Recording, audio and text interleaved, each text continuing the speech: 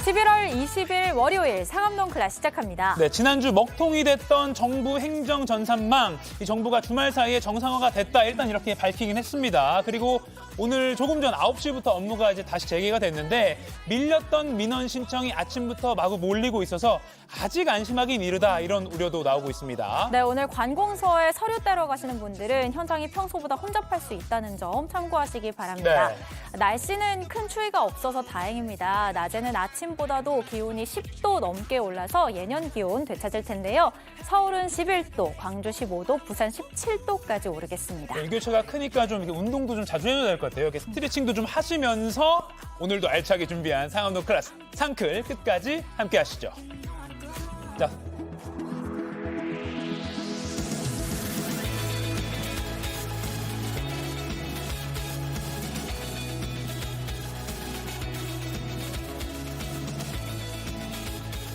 네, 생방송 상암동 클래스 유튜브 JTBC 뉴스 채널이나 네이버 뉴스 페이지에서도 실시간으로 함께 보실 수 있습니다.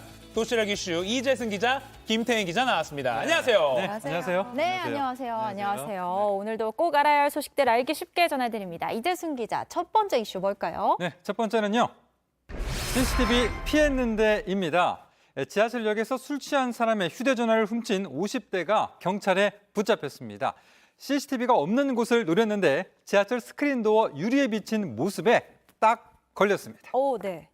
자, 늦은 밤 서울 지하철 명동역입니다. 의자에 술에 취한 한 남성이 앉아 있고요. 지하철 취객에게 또 다른 남성이 다가갑니다. 주머니를 뒤지더니 휴대전화를 꺼내서 가져가는 그런 모습인데요. 자, 이후에는 에스컬레이터를 타고 올라오면서 유심칩도 빼냅니다. 네. 위치 추적을 피하기 위해서입니다.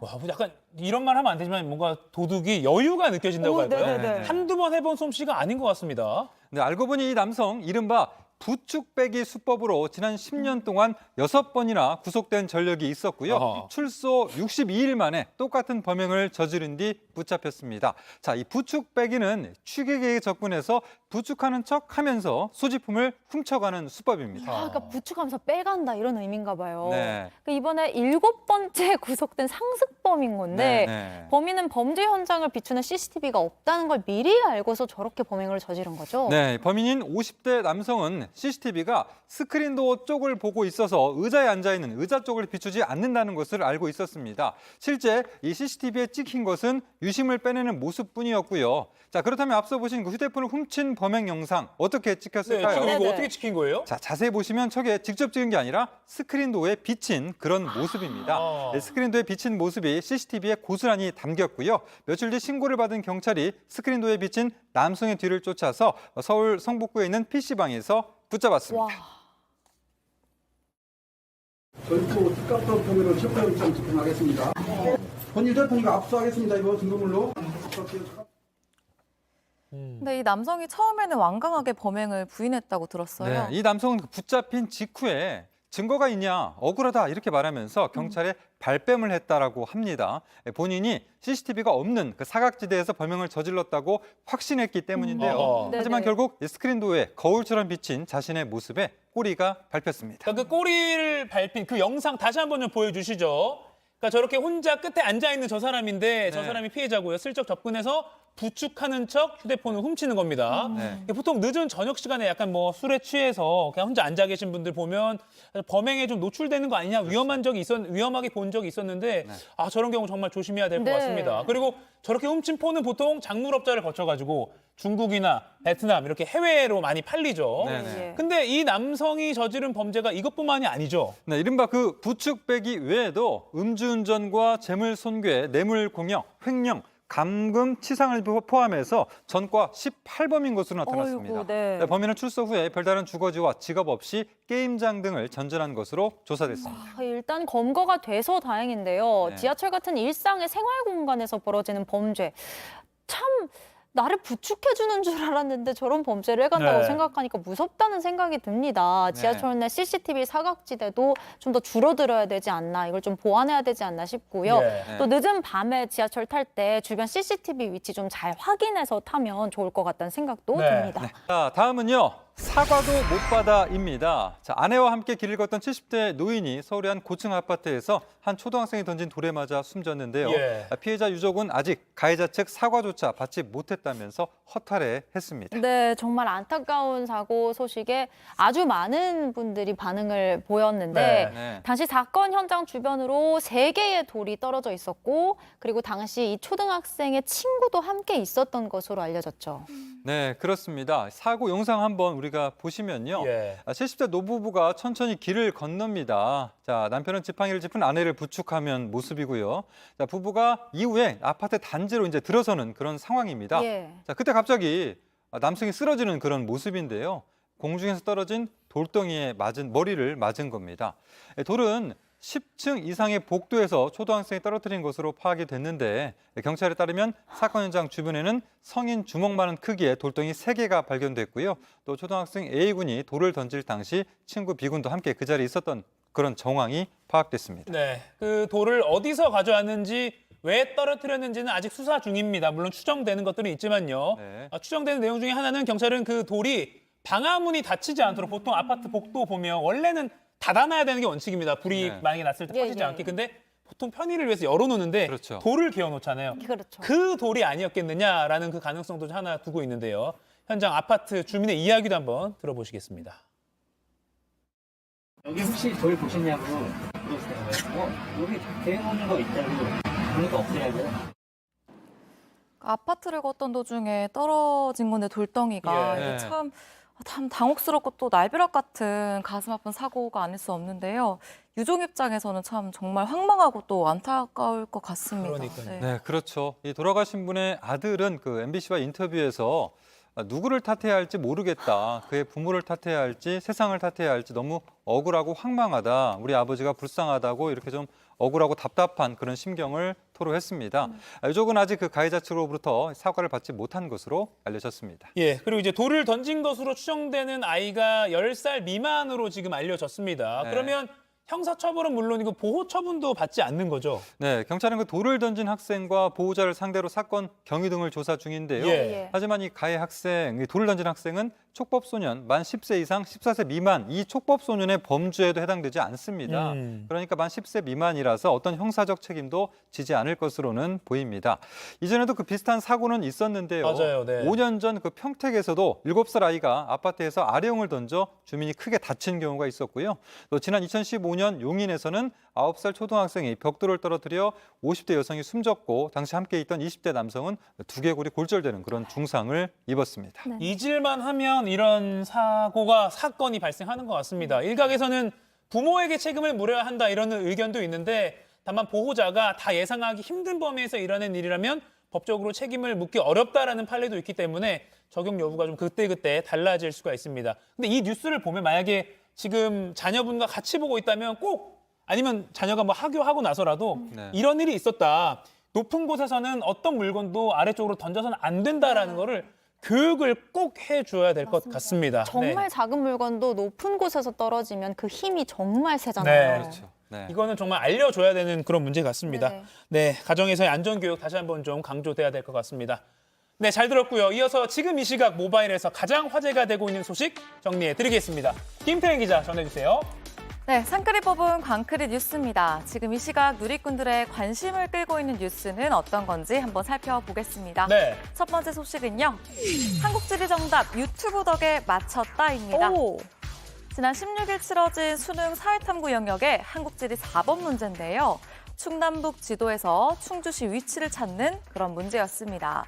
보니까 삼국시대 전략 요충지, 다목적 댐, 기업도시 등의 주제어로 답을 고를 수도 있었는데요. 예. 결정적인 단서가 있었습니다. 바로 이 충주시 심벌마크인데요. 아하. 이 심벌마크, 충주시 공식 유튜브 채널인 충TV의 로고이기도 합니다. 되게 유명한 채널이잖아요. 네, 맞습니다. 충TV는 지자체 채널로는 또 드물게 공무원이 직접 운영을 하는데도 일종의 센스 있는 B급 감성 영상으로 많은 구독자들의 사랑을 받고 있는 유튜브 채널인데요. 네. 수능이 종료된 뒤에 충TV는 채널 커뮤니티에 수능 적중 또 당신입니까? GOAT 곧라는 제목과 함께 이 한국지리 4번 문제를 게시하면서 또 한 번 이목을 끌었습니다. 이 GOAT, 고우트라는 게 The greatest of all time, 최고 인물, 멋진 사람 맞아요. 이런 걸 뜻하는 말이에요. 그러니까 충TV 구독자라면 눈에 익은 이 충주시 심벌 마크를 보고 쉽게 답을 찾은 친구들이 충TV가 수능 문제 적중했다. 그러니까 스스로 그렇죠. 칭찬을 한 거죠. 우리 덕분에 너네 마친 거다. 약간 이런 네네네. 느낌인데요. 네. 네, 맞습니다. 꽤 귀여운 자기 자랑인데 요즘 예. 젊은이들 말로는 셀프 칭찬을 한 거잖아요. 구독자들 반응도 꽤 뜨거웠습니다. 수험생으로 보이는 구독자들이 단 댓글도 있었는데요. 덕분에 한국지리 4번 문제 가볍게 맞췄다. 충주시 로고 보자마자 알았다 라면서 고맙다는 반응을 보였습니다. 네. 다음 소식은요. 자릿세 내고 간 학생입니다. 서울의 한 무인 라면 가게입니다. 한 남학생이 매장 CCTV를 향해서 1,000원 지폐 한 장과 500원 동전 하나를 보여주는데요. 그러고는 매장에 있는 휴지 보관함에 이 돈을 넣습니다. 오, 네. 이게 지금 매장 내부 CCTV 영상이 캡처된 사진인데 남학생이 CCTV 카메라에 돈을 이렇게 일부러 흔들면서 돈 여기 있다라고 보여주는 것 같아요. 네, 맞습니다. 이 무인 매장 점주는 이 학생의 행동에 큰 감동을 받았다면서 온라인 커뮤니티에 이 사진과 함께 글을 올렸는데요. 가게를 정리하던 중에 휴지 보관함에 돈이 들어있는 걸 보고 CCTV를 돌려봤다면서 이 남학생이 돈을 넣고 외부에서 사온 컵라면을 매장 안에서 먹었다고 설명했습니다. 또 평소 아이들이 놀이터나 길거리에 앉아서 컵라면을 먹고 간다면서 영상이 찍힌 날은 비도 오고 추워서 그랬는지 문 앞에 망설이다가 매장에 들어오더라라고 설명을 했습니다. 자, 이 학생 그러니까 일종의 뭐 그 자릿세처럼 네. 편하게 잘 먹고 갑니다. 이렇게 좀 의미한 의미로 미안하고 감사한 마음을 담아서 돈을 놓고 갔다. 이렇게 좀 생각이 되는데 자, 어린 학생이 참 기특하다라는 생각도 드네요. 네, 참고로 지금 저 매장은 그 컵라면은 팔지 않고 끓여 먹는 라면만 아, 파는 곳이고요. 아, 예, 예. 네, 글쓴이는 최근 어른 4명이 외부에서 샌드위치를 사와서 매장에서 먹고만 간 적도 있다면서 아이의 행동에 정말 큰 감동을 받았다고 전했습니다. 누리꾼들은 염치와 배려를 아는 기특한 학생이네, 너그럽게 이해해준 사장님도 멋지다 등의 반응을 보였습니다. 네. 마지막 소식 한번 보겠습니다. 마지막 소식은요. 일본차 출입 금지, 애국심 마케팅입니다. 온라인 커뮤니티에서 갈무리 되고 있는 국내한 골프장의 공지글입니다. 일본산 차량 출입 금지 공지 안내라는 건데 지난해부터 시행 중인 일제 차량 출입 금지를 계속 이어가고 있다고 적혀 있습니다. 네. 다른 글 부분을 보면요. 조상들의 공로를 잊지 말자는 취지다. 우리 국민에게 제대로 된 사과 없는 일본에 대한 개인 기업의 의지다라고 그런 시행 목적을 적어놨다고 하더라고요. 네, 일본 불매운동 이른바 노제팬 열풍이 최근 한풀 꺾였지만 해당 골프장은 이 방침을 계속 이어가고 있는 건데요. 구체적으로 일본산 차량의 종류도 언급했습니다. 이 차들은 해당 골프장 출입 시 주차장을 이용할 수 없고 또 골프백을 싣고 내려주는 백 서비스를 받을 수도 없다라고 적혀 있었는데요. 누리꾼들은 누구도 하기 힘든 걸 실천하는 모습 참 멋지다. 이 골프장을 응원하는 이런 반응도 있었고요. 일종의 광고 효과 노린 건 아닌지 아니면 또 무슨 의미인지는 알겠는데 과하다라는 반응도 있었습니다. 오늘 준비한 소식은 여기까지입니다. 광크린 뉴스는 여러분들의 사연과 소식 기다리고 있습니다. 지금 옆으로 나가고 있는 전화번호, 카톡 제보 채널, 그리고 메일 주소로 언제든지 편하게 연락주세요. 지금까지 상크리 뽑은 광크린 뉴스였습니다.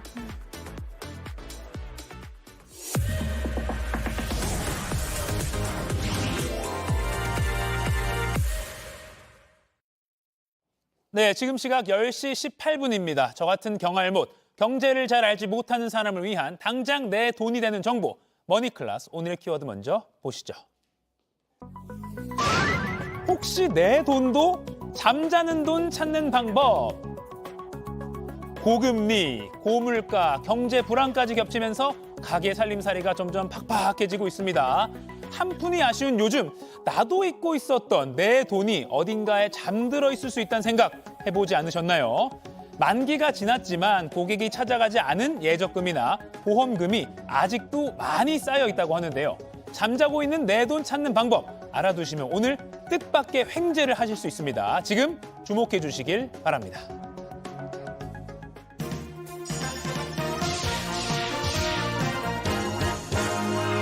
부자 되는 개념 쏙쏙 알려주는 손희의 금융 크리에이터와 얘기 나눠보겠습니다. 안녕하세요. 안녕하세요. 자, 뜻밖의 횡재를 나눠주러 오늘 출연하셨습니다. 자, 있는지도 몰랐던 내 금융 자산을 갑자기 이렇게 확인을 해서 찾게 된다면 정말 무슨 복권 당첨된 기분일 것 같은데 맞아요. 이렇게 잠자고 있는 금융자산의 규모가 총 얼마나 되나요? 생각보다 굉장히 큽니다. 네. 이 잠자고 있는 금융자산의 규모, 우리가 이제 금융감독원이 내놓은 자료를 한번 보도록 할 텐데요. 예. 올해 6월 말 기준으로 금융회사에서 고객들이 찾아갔어야 됐는데 찾아가지 않은 돈이 무려 17조 9,100억 원, 그러니까 약 18조 원이나 됩니다. 네. 어마어마하죠. 그림이 이렇게 그러니까 또 빨리 좀 깨우고 싶네요. 잠자고 네네네. 있습니다. 그러니까 이 중에서 종류별로 한번 보면요. 예. 그러니까 예적금이 가장 많습니다. 7조 2,800억 원 정도 되고요. 보험금이 6조 6천억 정도, 그리고 카드 포인트가 2조 6,400억 정도, 증권이 1조 2,700억, 신탁이 1,000억 정도 됩니다. 예. 사실 이 각각만 봐도 굉장히 큰데 이걸 다 합치면 18조 원이 넘는 거잖아요. 그러니까 이 중에서 이제 우리가 휴면 예금이라고 하면 은행의 예적금 같은 걸 갖고 있다거나 신탁 등을 갖고 있는 것이 거래가 따로 없는 기간 우리가 소멸시효라고 하잖아요. 예. 그러니까 은행의 예금 같은 경우에는 무거래 기간이 5년, 그리고 보통 예금 같은 경우에는 10년 동안 쓰지 않으면 이게 휴면 계좌가 되는 거거든요. 아. 그리고 또 보험금 같은 경우에는 만기가 되고 나서 3년 동안 찾아가지 않았을 때에 대해 휴면 계좌, 잠자는 돈이라고 간주를 하고 우리가 환급금이 되도록 이렇게 따로 보관을 하게 됩니다. 아, 그렇군요. 그러니까 보통 예금은 10년 정도 안 쓰면 휴면 계좌 상태가 된다. 맞습니다. 그렇군요. 그래서 아주 기록적인 금액도 있다고요. 엄청 큰 금액인데요. 예. 이렇게 소멸시효가 완성된 금액 같은 경우에는 서민금융진흥원의 휴면 예금으로 따로 출연이 됩니다. 아. 그러니까 이 금액으로서 단건, 그러니까 한 건 찾아가지 않은 돈이 무려 13억 6,500만 원 정도 됩니다. 그러니까 누군가 한 명인데 네. 13억짜리를 지금 까먹고 안 찾아가고 있다는 상태인 거잖아요. 네, 맞습니다. 그러니까 이 돈이 서민금융진흥원으로 넘어간 게 지난해 말이었거든요. 예. 그런데 지금 현재 올해가 거의 끝나가고 있는데도 아직도 이 주인이 나타나지 않고 있는 겁니다. 네. 그래서 금융권에서는 이게 아마도 보험을 가입을 했는데도 가입 사실을 잊고 있다거나 혹은 가입자가 사망했을 가능성도 있을 것 같다. 이렇게 보고 있는데요. 사실 13억이면 거의 로또 1등의 그렇죠. 당첨금 정도라고 할 수 있는 예. 거잖아요. 그래서 하루빨리 이 주인이 좀 찾아갔으면 좋겠습니다. 아니면 가족이 뭐 대신 가입해가지고 가족이 그냥 돈을 네네. 납부해주고 있어서 전혀 모를 수도 모르고 있죠. 있을 수도 맞아요. 있고. 그래서 오늘 이따가 확인하는 방법 나오잖아요. 맞습니다. 그거 챙겨보시면 13억 챙기실 수 있습니다. 네. 자, 예금 같은 경우에는 그러니까 내가 어느 은행에서 거래하고 있는지 뭐 체크카드도 쓰고 이러다 보니까 계속 좀 확인이 되는데 이렇게 잠자고 있는 돈이 많다니까 참 놀랍기도 합니다. 네. 13억의 주인도 궁금하고요. 제가 그렇으면 좋겠지만 저는 아닌 걸로 이미 있겠네요. 확인했고요.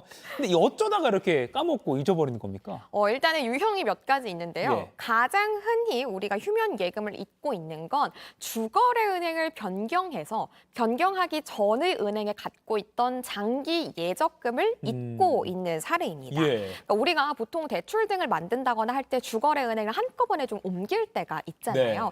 네, 이렇게 됐을 때 갖고 있는 예적금 그리고 신탁 같은 경우에는 내가 은행을 옮긴다고 해서 이 상품이 따라오는 게 아니기 때문에 해당 상품이 만기될 때까지 계속 지켜봤다가 이제 알아서 찾아가야 되는데 예. 주거래은행을 아예 다 옮겼다 보니까 그 상품의 존재 자체를 까먹고 이제 계속 방치가 되는 그런 사례가 있겠고요. 예. 그리고 두 번째가 바로 부모님들에게 해당되는 스쿨 뱅킹입니다. 자녀를 위해서 우리가 뭐 예를 들어 급식비라든지 현장 학습비 등이 나가도록 스쿨 뱅킹을 따로 개설을 해가지고 예. 돈을 계속 예치를 했는데 자, 아이가 다 졸업을 하고 나서도 이 스쿨 뱅킹에 들어있는 돈을 찾아가지 않은 사례인 겁니다. 네. 특히나 이제 급식비가 보통 끝전 이게 100원 단위로 떨어질 때도 있는데 일일이 이렇게 맞춰서 입금을 하기보다는 보통은 10,000원 단위로 이제 입금을 하기 때문에 네. 그 끝전이 남아 있는 것을 알지 못하고 계속 방치돼 있는 사례들이 꽤 많은 거죠. 자녀 학교에 뭐 어쨌든 여러 가지 납부를 위해서 하나 만든 거 뭐 CMS라고도 옛날에 했던 것 같은데 네네네. 그런 것 때문에 놔뒀다가 아이가 컸는데도 모르고 학부모님들이 그냥 방치해두고 있는 경우. 맞습니다. 네, 또 뭐가 있나요? 그리고 또 마지막으로 많은 사례가 바로 대출을 받았을 때 네. 이자가 자동으로 나가는 자동이체 통장을 만들어서 여기에 이제 금액을 예치해 두었다가 대출이 이미 만기가 되었는데도 이 통장을 이제 해지하지 않고 그대로 방치를 하는 사례들이 꽤나 많다고 합니다. 자동이체도 계속 되고 있고요. 아니요, 자동이체는 이제 대출이 끝났지만. 만기가 됐으니까 끝났지만 예. 내가 이제 이자가 납부될 수 있도록 넣어둔 돈이 있는 줄도 모르고 아. 그 통장을 계속 방치를 하는 거죠. 예. 특히나 이제 대출 이자가 만약에 연체가 되면 이것도 신용점수에 큰 문제가 있으니까 다들 웬만하면 좀 넉넉한 비용을 이 자동이체 통장에 넣어주는 사례들이 많으시거든요. 네. 그러니까 이 통장도 아예 잊고 이제 방치가 되는 경우 그리고 휴면 계좌로 넘어가는 경우가 꽤나 많은 거죠. 네. 자, 지금 이 방송 보시면서 아, 맞아. 나도 저런 통장 있었던 것 같은데 라고 하면서 은행에 그럼 전화를 해봐야 되나라고 생각하시는 분들도 있을 네. 것 같아요. 자, 지금부터 잘 들으셔야 됩니다. 잠자는 돈 어디서 찾을 수 있습니까? 네, 방법들 여러 가지가 있는데요. 예. 자, 일단은 우리가 예금 관련해서 통장들을 좀 쉽게 찾으실 수 있는 방법부터 안내를 드리겠습니다. 네, 금감원이 운영하고 있는 금융소비자 포털 파인을 활용하면 좋은데요. 예. 홈페이지에서 공통 메뉴를 들어가 주시고요. 네, 여기에서 우리가 잠자는 내 돈 찾기 메뉴에 들어가면 본인 인증하고 나서 아주 손쉽게 돈을 확인할 수 있는데요. 네, 그 전에 이제 그 우리 자산 중에 종류가 굉장히 다양하게 있잖아요. 예. 예금이면은 은행 연합회로 연결이 될 것이고요. 이렇게 내가 찾고자 하는 자산의 종류를 고르면 해당 금융기관으로 홈페이지가 바로 연결이 되기 때문에 예. 여기에서 공동 인증서 인증하셔가지고 자산 바로 조회하실 수 있으시고요. 나는 여기 연결돼서 어떤 걸 클릭해야 될지 모르겠어 좀 헷갈려라고 하신다면 정부24 홈페이지를 확인하셔서 네. 자산 찾으시는 것도 가능합니다. 아, 그렇군요. 네. 금감원이 운영하는 금융소비자 포털 파인. 네. 네, 알겠습니다. 잠자는 내 돈 찾기 메뉴가 있습니다. 네. 이렇게 조회해서 잠자는 돈을 뭐 발견했어요. 네. 그러면 어떻게 찾을 수가 있는 거죠? 네, 당장 가져가고 싶으실 그렇죠. 것 같은데. 바로 출동해야죠. 네, 예. 근데 이게 조금 이제 금액대의 기준에 따라서 약간 달라집니다. 아, 예, 예. 네, 1,000만 원이 기준인데요. 1,000만 원 이하의 휴면 예금 같은 경우에는 방금 말씀드렸던 파인을 통해서 각 금융회사 홈페이지로 간다거나 혹은 정부24를 통해서 바로 찾으실 수 있지만요. 예, 1,000만 원이 넘는다면 조금 상황이 달라집니다. 어허. 네, 우선 1,000만 원 이하의 경우를 먼저 좀 짚어보면요. 1,000만 원 이하의 경우에는 우리가 온라인 수령이 바로 가능합니다. 예를 들어서 서민금융진흥원, 정부24 그리고 휴면예금 찾아줌 등등의 홈페이지에서 바로 찾으실 수가 있고요. 예. 그리고 내가 찾으려고 하는 휴면예금의 금액이 1,000만 원을 초과한다면 해당 금융기관을 방문하셔야만 찾으실 수가 있습니다. 하지만 이게 찾을 시간도 없고 나는 어떻게 해야 될지 모르겠다. 비대면으로 조회하는 것 자체가 어렵다 하시는 예. 분들도 계실 수 있어요. 이런 것들 같은 경우에는 서민금융 콜센터가 따로 있습니다. 예. 번호가 1397번입니다. 네. 네, 이 번호로 전화를 하시면 내 이름, 내 명의 앞으로 휴면 계좌가 있는지의 여부, 그리고 찾으려고 한다면 어떻게 찾을 수 있는지 방법에 대해서도 다 안내를 받으실 수가 있습니다. 예. 1397번이요. 네, 서민금융콜센터. 네. 그리고 또 본인이 아닌 경우가 있을 수 있죠. 대리인이 간다거나 혹은 상속인이 돈을 찾으려고 하는 경우에는 방문이 의무입니다. 아하. 그래서 이제 금융기관에 가셔서 이제 상담을 받으시거나 혹은 어느 금융기관에 있는지 모르겠다 하실 수도 있잖아요. 서민금융통합지원센터에 연락을 하시면 이 유무의 여부를 확인하시고요. 이제 방법을 안내 받으실 수 있습니다. 네. 아무튼 좀 첫 단추 어디서 어떻게 시작해야 될지 좀 모르겠다 싶으면 서민금융콜센터 1397 전화를 걸어서 도움을 받아보는 게 가장 확실하겠네요. 맞습니다. 알겠습니다. 그리고 사실 카드 포인트도 잊고 살고 있는 게 너무 많아요. 맞아요. 그리고 막 카드 썼다가 이거지 이제 올해부터는 요거 안 쓰고 다른 카드 바꿔 쓰고 네. 하다 보면 남아있는 카드 포인트가 곳곳에 있는데 이거 좀 숨은 포인트 어디서 확인할 수 있을까요? 확인할 수 있는 방법이 있습니다. 네. 이 카드 포인트도 사실은 아까 우리 수치를 봤지만 굉장히 많은 금액이 해마다 네. 그냥 소멸이 되고 있거든요. 우리는 이거 찾아 써야죠. 예. 여신금융협회 카드 포인트 통합 조회 서비스를 통해서 확인하실 수가 있으십니다. 홈페이지 접속하셔가지고 본인 인증하시면 내 이름 앞으로 포인트 얼마 있는지 확인하실 수 있으시고요. 예. 금액 확인하고 나시면 이 홈페이지에서는 확인까지만 가능하기 때문에 확인하셔가지고 각 카드사 앱에 들어가시거나 혹은 방문하셔가지고 이제 현금으로 찾으실 수가 있겠습니다. 근데 뭐 예금이나 아까 이 카드도 그렇고 보험금 뭐 이런 식으로 약간 좀 다 좀 나눠져 있어서 조금 복잡하다는 느낌도 네. 들긴 되는데 한눈에 내 숨은 자산을 찾을 수 있는 그런 방법도 있다고요? 있습니다. 예. 사실은 이게 가장 간단하겠죠. 예금도 따로 보고 뭐 카드 포인트도 따로 보고 이러면 좀 귀찮으실 수 있잖아요. 네. 그래서 금융결제원에서 관리를 하고 있는 어카운트 인포 서비스를 소개를 드리고 싶습니다. 네. 이 어카운트 인포는 PC에서도 활용 가능하시고요. 어플리케이션에서도 확인을 가능하세요. 네. 아주 간편하게 처음에만 본인 인증하고 그 다음으로는 하면은 간편 비밀번호만 넣으면 이제 확인할 수 있기 때문에 이제 쉽게 활용하실 수 있고요. 예. 우선 계좌부터 보도록 할게요. 어카운트 인포에서 우리가 내 계좌 한눈에 접속을 하면요. 이렇게 지금 은행별로 몇 개의 계좌를 갖고 있고 예. 그리고 이 계좌 이제 증권, 금융회사별로 이름을 터치를 하면은 각 계좌가 어떤 것인지에 대해서 안내를 받을 수 있습니다. 네. 지금 이 화면은 뭐 예를 들어서 한국투자증권이 3개가 있고 총 금액이 2천만 원 정도다라는 걸 보여주는 거거든요. 하나씩 터치하시면 보실 수가 있으시고요. 특히나 이제 최근 1년간 거래를 하지 않았다면 이거를 비활성 계좌라고 인지를 하고 표기를 따로 해둬요. 네. 여기에서 간편한 게 비활성 계좌를 그러니까 죽은 계좌라고 간주를 한다면 네. 죽은 계좌를 이 자리에서 바로 해지하고 살아있는 지금 현재 요즘 잘 쓰고 있는 계좌로 바로 이체하는 것도 가능해요. 요거는 해지까지도. 맞습니다. 네. 그러니까 요거는 오전 9시부터 오후 10시까지만 가능하고요. 그리고 앞서서 제가 여신금융협회에서 카드 포인트 확인하실 수 있으세요라고 말씀드렸잖아요. 예. 어카운트 인포에서는 확인하는 것뿐만 아니라 바로 현금화하는 것까지 가능합니다. 예. 그래서 카드 포인트 확인하시고요. 얼만큼 지금 당장 현금화할 수 있는지 보시고 신청하시면 계좌에 띵동 하고 현금이 들어옵니다. 아, 그렇군요. 네.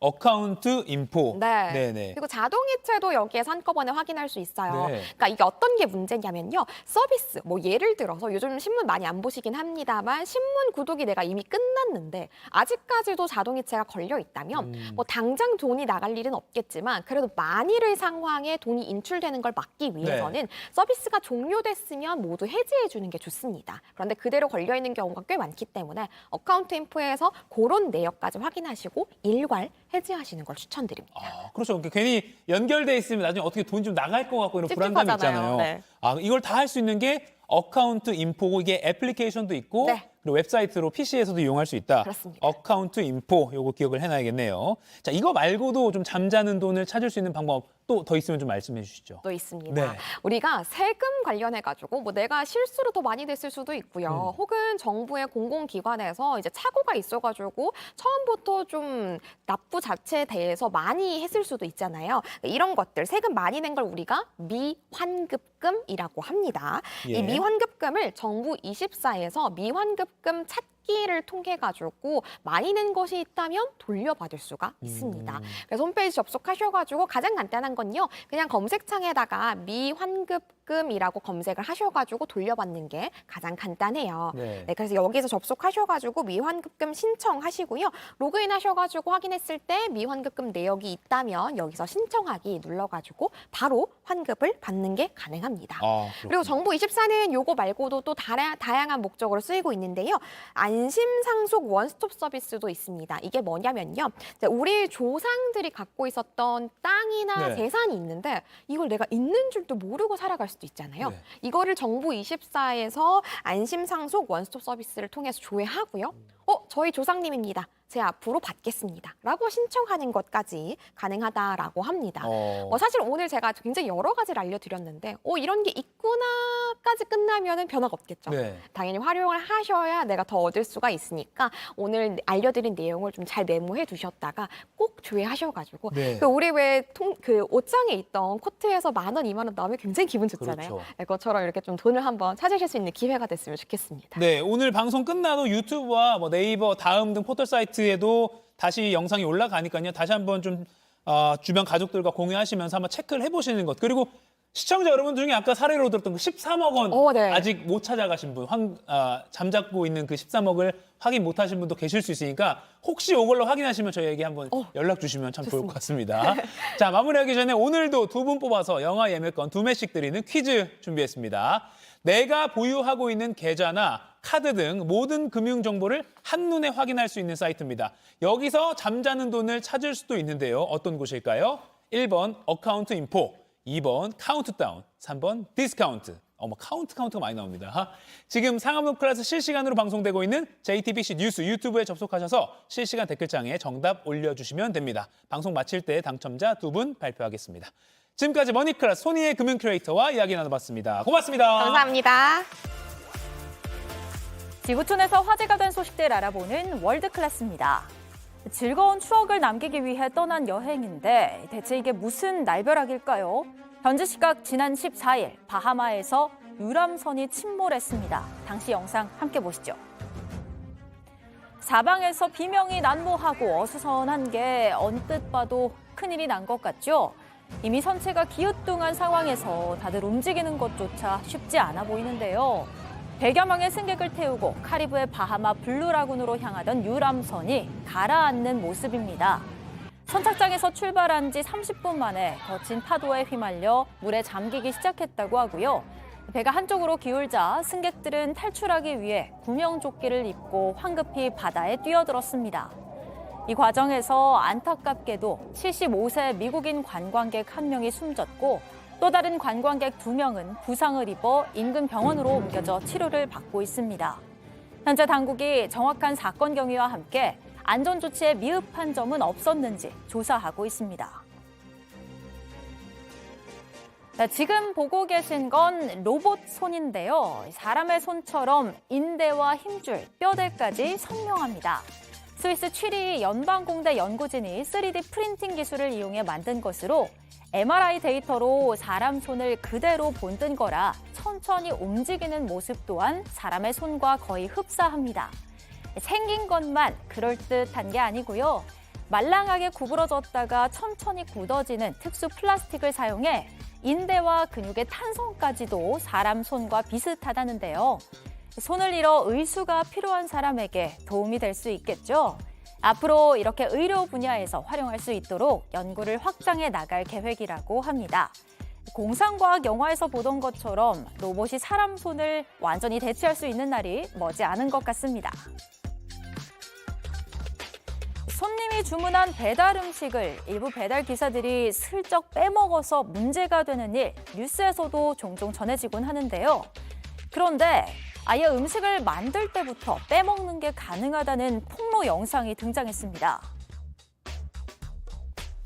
화덕에서 다 구워진 피자를 꺼내는 남성, 그리고는 피자 가운데 부분을 쓱쓱 두 줄로 자르는데요. 잘린 가운데 부분을 남기고 양쪽 반원을 배달 용기에 담자 다시 완벽한 피자 한 판이 됐습니다. 언뜻 봐서는 일부가 잘려나갔다는 걸 알 수가 없죠. 손님에게 배달할 피자를 빼먹는 방법이라며 최근 소셜미디어에 올라온 영상입니다. 이 영상을 본 사람들은 1인 1판, 한 사람당 피자 한 판을 다 먹어도 성에 차지 않았던 이유를 이제 알겠다며 공분했습니다. 평소 먹던 피자도 매장에서 먹을 때보다 배달로 시켜 먹으면 묘하게 작은 듯한 느낌이 들 때가 있는데 설마 여태 그래왔던 걸까요? 반면 그저 재미를 위해 수법만 알려준 것 같다는 반응도 있는데요. 진실이 무엇이든 이런 빼먹기가 가능할 줄이야. 차라리 피자를 자르지 말고 통째로 보내달라고 하는 게 맘 편하지 않을까 싶네요. 지금까지 월드클래스였고요. 계속해서 상클 라이프가 이어집니다.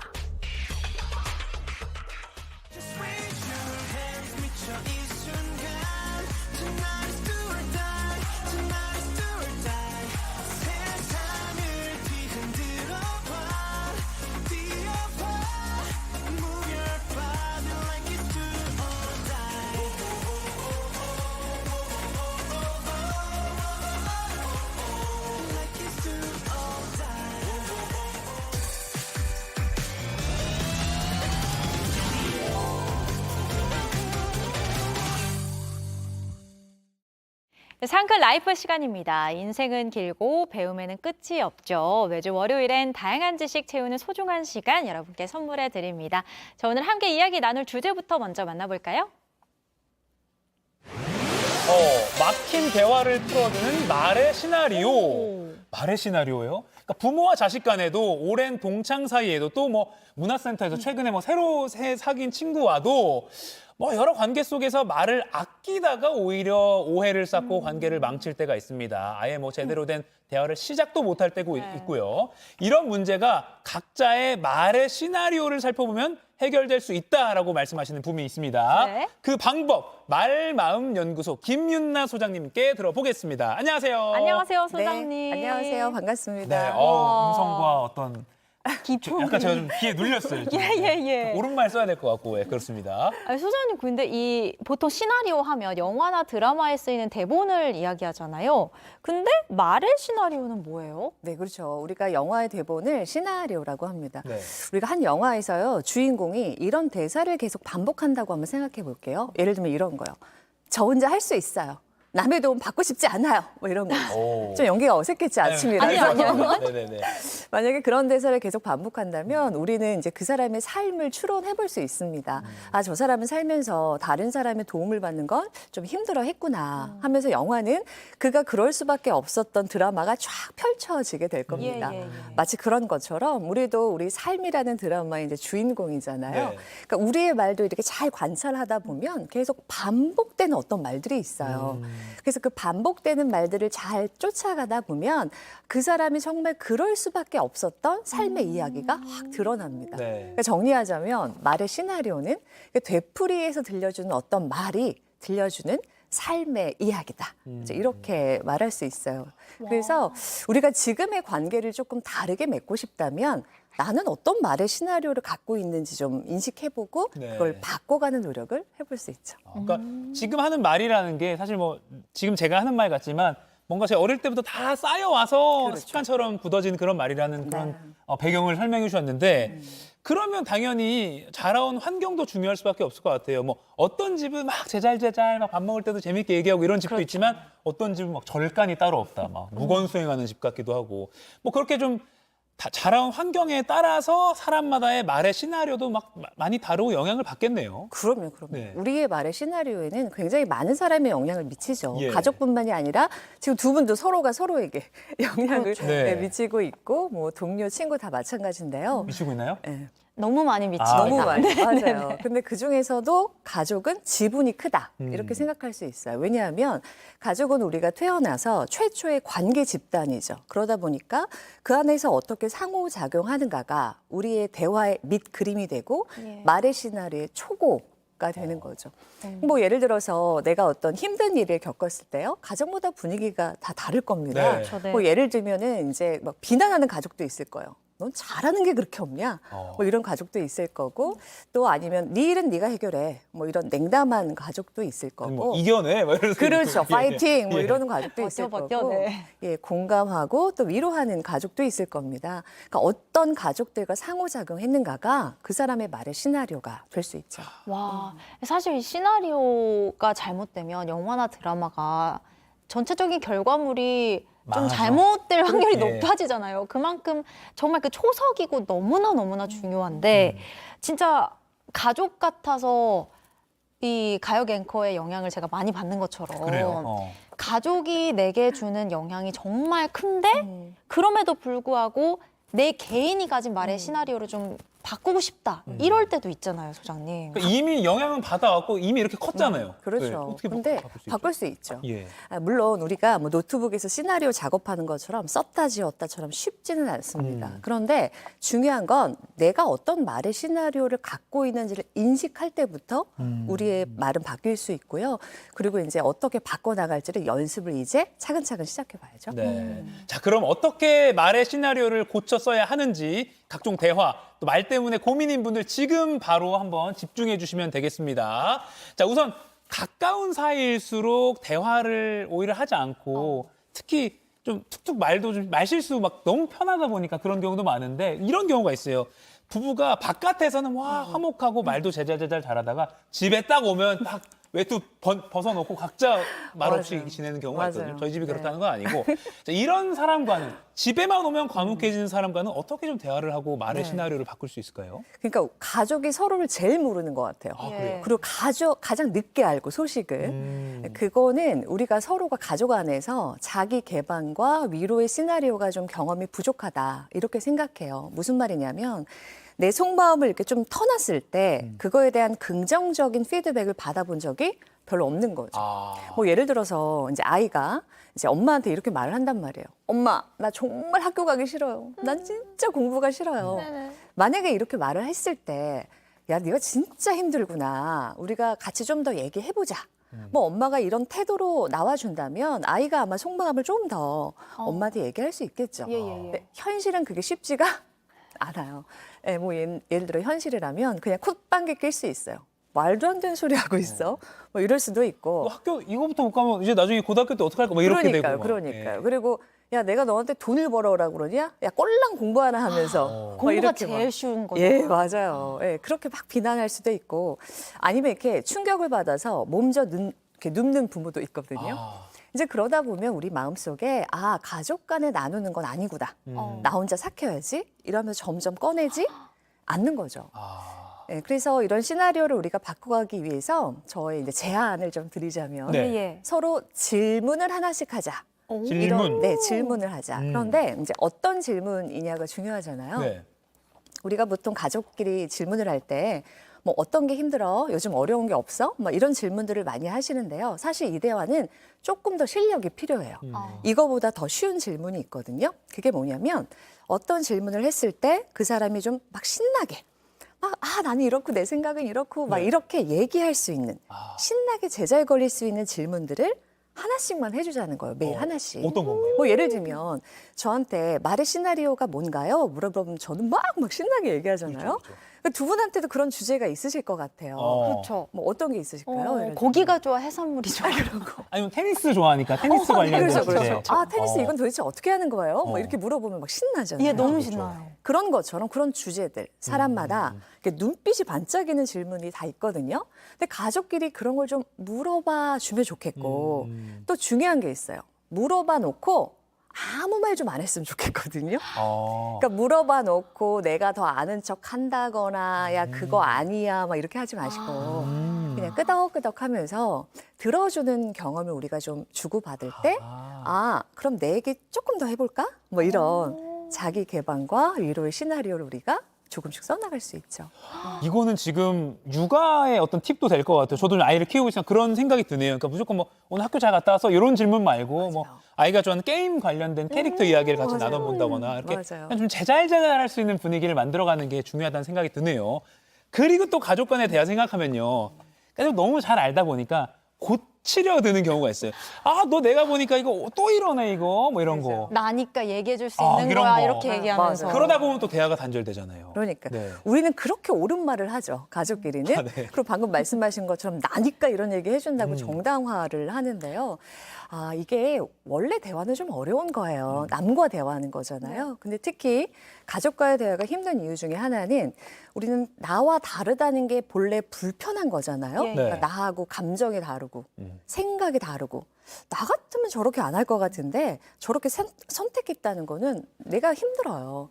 근데 이게 남한테는 그걸 들키지 않으려고 노력하죠. 네. 네네네. 좀 이렇게 필터해서 전하기도 하는데 가족끼리는 그게 잘 이렇게 걸르지 않고 표현해 버리니까 네. 상처가 됩니다. 예, 예. 그래서 우리가 그런 시나리오를 좀 바꾸기 위해서는요. 해야 될 연습은 타당화 연습입니다. 타당화 연습. 예, 그게 뭐냐면 보통 가족끼리는 공감을 잘해야 된다는 건 다 알고 계세요. 예. 네. 근데 이 공감이요, 진짜 쉬운 게 아닙니다. 그러니까 이런 거잖아요. 진짜 네 마음이 그랬구나. 그 사람 입장에서 네. 그 사람의 신발을 신어보는 게 공감이에요. 네. 근데 예를 들어서 만약 저희 아이도 그런데요. 이제 저희 아이는 초등학교 4학년이거든요. 네. 매일 그래요. 엄마, 수학은 도대체 왜 있는 거예요?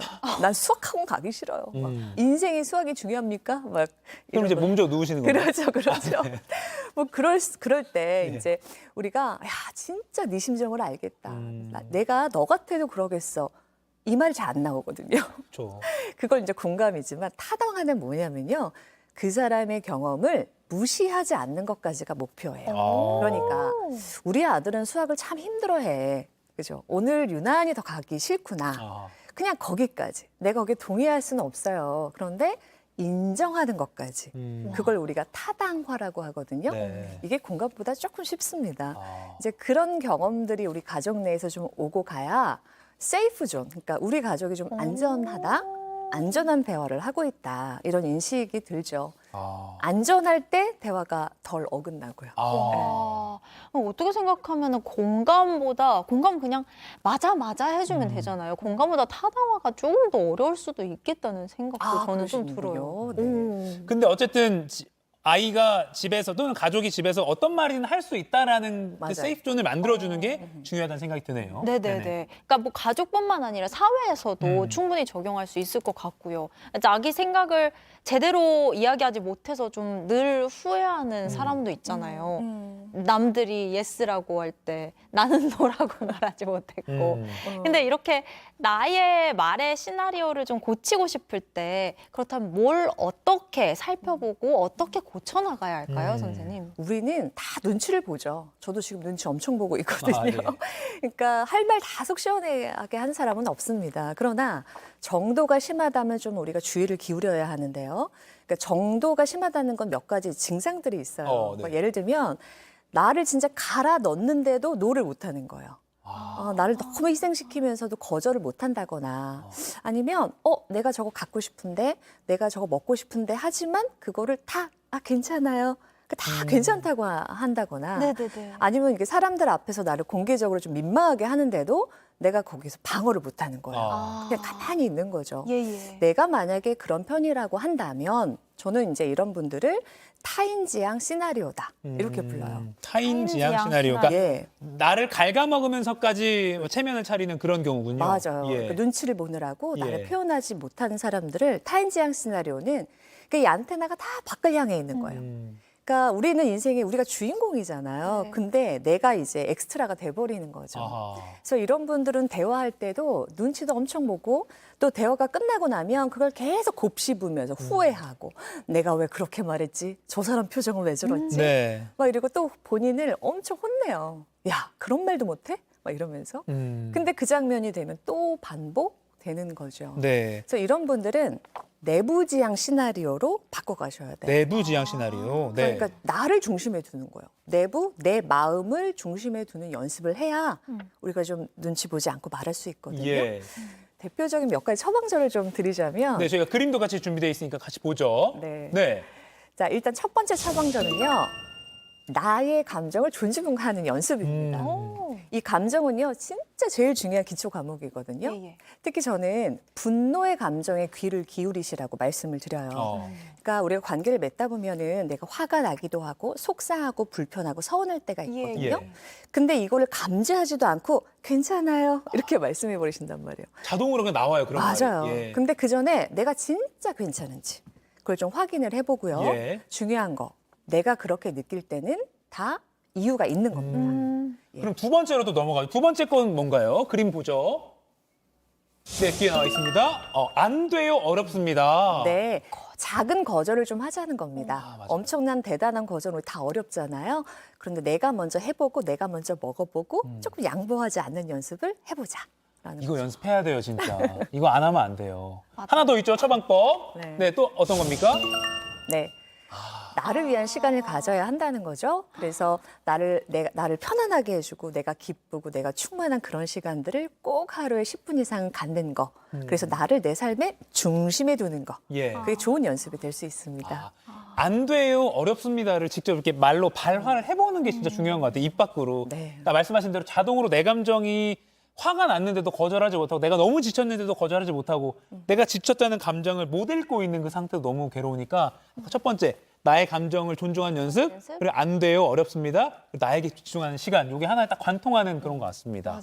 맞아요. 더 듣고 싶은데 시간이 또 이렇게 휙 가네요. 안 돼요, 이렇게 할 수 없고, 네.